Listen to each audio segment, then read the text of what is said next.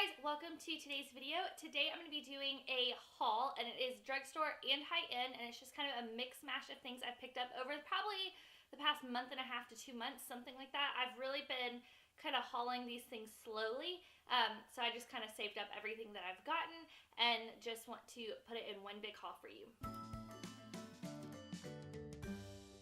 Like I said in my intro, this is a mix of high-end and drugstore makeup, so I'm going to go ahead and just start with the drugstore. And you are going to notice there is a lot of Wet n Wild products here, but they've just launched a lot of really cool products, and it just seemed like something really interesting to try. Plus, I found all this on sale, so I had to get like pretty much the entire collection. So first up from Wet n Wild, they came out with a new PhotoFocus foundation, and this one is in Soft Ivory. It is probably the third to lightest shade. And it actually works really well for me. I almost got the lightest shade, but decided to get this one instead, and I'm glad I did because it works for me. I think anything lighter would have been too much, and I don't think I could go darker in this foundation either. But I must say, it is not the best suited for more drier skin. It does kind of cling to dry patches. Not terrible. I mean, I have been able to wear it. My biggest cons to this, and I do still like it, don't get me wrong, is it smells like house paint. And it's one of those foundations that when you put it on, it kind of dries down. It's very thin and liquidy, and then it kind of dries. It reminds me of the consistency of like the Remarkable foundation by Marc Jacobs. Any of those that are like that thin, it's like a thin watery kind, and it just dries down like a paint would. And it also smells like house paint. But I do like the coverage. It's a more medium coverage, and I have worn this. I'm never going to repurchase it because it doesn't work that well for my skin, but while I have it, I am going to use it. Part of the same collection is the PhotoFocus concealer, and this one is pretty good. I'll insert a little clip of me using the next two products, but this is the PhotoFocus concealer, and it's okay. It's decent. It's a good concealer for the price, but it's not the best concealer at the drugstore. One of the products I think is outstanding is the Wet n Wild PhotoFocus Pressed Powder. This reminds me so much of my MAC Mineralized Skin Finish Natural.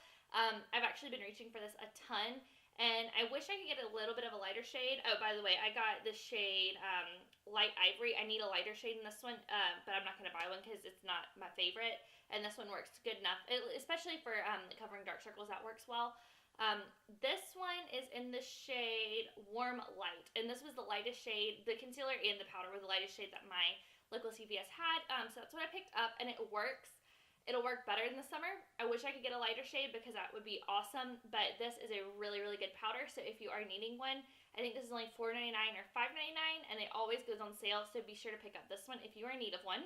Another Wet n Wild product that I do like, I wish they had the color correctors, but this is the Cushion Highlight. I really wanted to try the color corrector highlights, the cushion color correctors from Wet n Wild, but they did not have them in any of the stores I've been to. But I did pick up the highlight one, and it is pretty. It's a very subtle highlight. Here, I can do a swatch for you real quick. It comes in a kind of odd packaging. It's kind of like a lid and then another lid, but it doesn't kind of fold out like most cushion ones do. But you do get a decent amount of product. Right, and this is what it looks like. It's not the brightest highlight, but you can see it has a really pretty sheen to it. So I really do like this. So if you're looking for kind of more of a natural cream highlighter, then this would be a good one. And again, this one's only like $4.99 or $5.99. And everything else from Wet n Wild is going to be lip products. First up are the new lip pencils. These are their gel lip liners.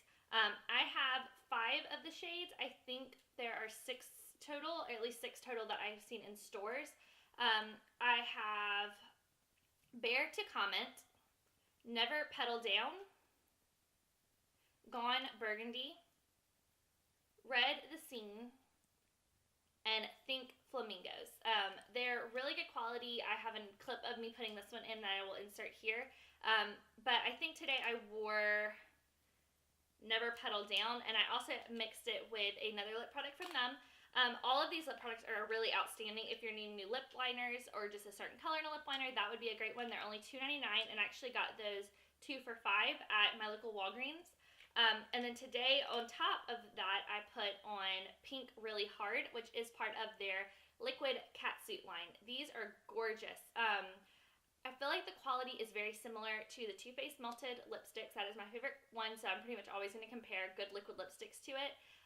but I'm able to wear it for several hours. It doesn't do that flaky thing. I feel like it wears off well. No liquid lipstick lasts all day. Through anything oily, it's going to come off. It's just how they're made. Otherwise, you wouldn't be able to get them off easily at the end of the day. So obviously, if you have a greasy burger or a bowl of soup or something like that, it's not going to last. But it doesn't come off oddly. It kind of comes off evenly, and it doesn't seem to mess up if you keep layering it on. So I do think this is a really good formula. And again, it's only like $4.99 a tube. So I have Pink Really Hard, which I am wearing today. Nudist Peach, Coral Corruption, Nudie Patootie, Rebel Rose, and then Berry Recognize. A few more products from the drugstore. The next two are by Milani, and I got them both because it was buy one get one half off at CVS. This is the Milani Prime Light, and I have not tried this primer out yet. It is a strobing and pore minimizing. I think people have compared it a lot to the Strobe Cream by MAC. It seems nice. It says it hydrates. I don't really have a primer I'm using regularly right now, so I thought I would give this one a shot, but I have not gotten a chance to try it yet. Something I have tried is the Milani Stay Put Waterproof Eyeliner. This is a super creamy eyeliner. I got it in Espresso, or hooked on Espresso, because I am running out of my Demolition eyeliner by Urban Decay that I wear almost every day. And again, I will insert a clip of me using this today, but I really, really like it. It works well for the bottom waterline, which I did not show today, but it also works really good for the top line. It's easy to smudge out. It doesn't dry too quick, but once it dries, it really does stay put. A few mismatched brands. Next up is this Nyx Hd Finishing Powder. I was kind of I didn't have anything light enough to go under my eyes to brighten. All of my powders are a little bit darker than most of my concealers, so it was kind of, I would brighten my eyes with my concealer, and then it would kind of darken with the powder. So I picked up this pressed translucent powder. I just recently got rid of a translucent loose powder, but this one is working really well for me because I don't put on too much. It's not easy to like overdo it with the powder. So I've really been liking this. I picked up two new sponges. These are by L'Oreal, and I don't really know which one is which. I know this is concealer, and I think this is just like a face sponge. But I've never actually tried a sponge that was this shape, at least not one that was like actually a good quality one. And I really do like this. It's good for concealer. I love the big flat side for the face. And then this one I've been using for concealer specifically. I like to use the flat side or the curved side. Either one works. And this I actually really like for spot concealing with a concealer I'll show you later. I like that it's just this little circle that you can just kind of stamp into a pot concealer and then just like kind of stamp around on your face. I think it works really well. Next, I picked up this Makeup Revolution Vivid Shimmer Brick in Pink Kiss. And I picked this up because it reminded me a lot of the Bobbi Brown Shimmer Brick that is in the pink shade. And I've always wanted to try that, but I didn't want to put the money into it. And I used this today as a blush topper, and that's pretty much what I've been using it as. I tried using it as a blush, and it was just a little bit too on the shimmery side. So I've been going in with a matte or mostly matte blush, and then putting it just kind of on the apples of my cheeks. And I think it looks really pretty. It's not the highlight I'm wearing today. I will talk about that one in just a minute. But as far as you can use it as a highlight, you can use it as a blush topper. I think this is a really nice product. And again, it was only, I think, $7.99, something like that, which is a really good deal compared to the Bobbi Brown ones. And I think it's very comparable. And another lip product from the drugstore. This is the Burt's Bee Iced Iris. I've heard a lot of people talk about this particular shade from the line. And I just think it's really pretty. It reminds me kind of like the shade group Snob would be in. It's kind of like that lavender pink. I think you can kind of see it. It's a very sheer lipstick, which I kind of like for this shade because it's not quite so harsh on your lips, which I do wear bright lipstick, so that doesn't always bother me. But if you're someone who's wanting to try these like lighter lavender pinky shades, this would be a good one because you can kind of build it up to whatever kind of opacity you want, so it can be a little bit more wearable or a little bit more bold. There really are no duds in this haul, by the way. I've really liked everything, which is kind of rare, especially with this many drugstore products. Sometimes you'll find duds, but I pretty much saw a review on all these products before I got them, and so far I'm loving all of them. So now moving on to our more high-end, there is three items. Nope, there's four. There are 4 items I picked up from Ulta. First up is the It Cosmetics Confidence in a Compact. I got this in Fair, and it is actually kind of in between Fair and Light and the regular CC Plus cream.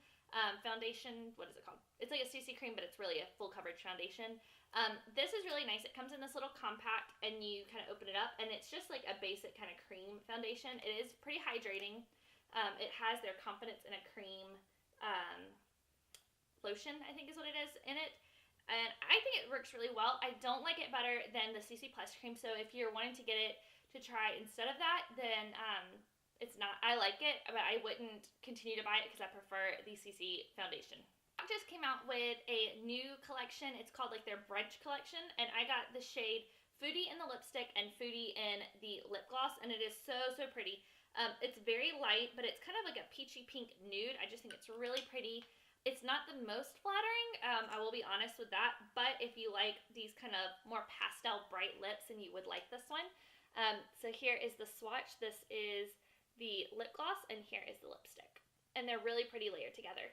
Onto Sephora. One other foundation that I did pick up is the Hourglass Stick Foundation, and I've heard so many people rave about this. It is what I'm wearing today. I will insert a clip of me applying it now, but I really like it. I don't think I like it better than my Ultra HD Stick Foundation. I need to kind of do a test off where I like wear one on each side of my face to see which one I really prefer.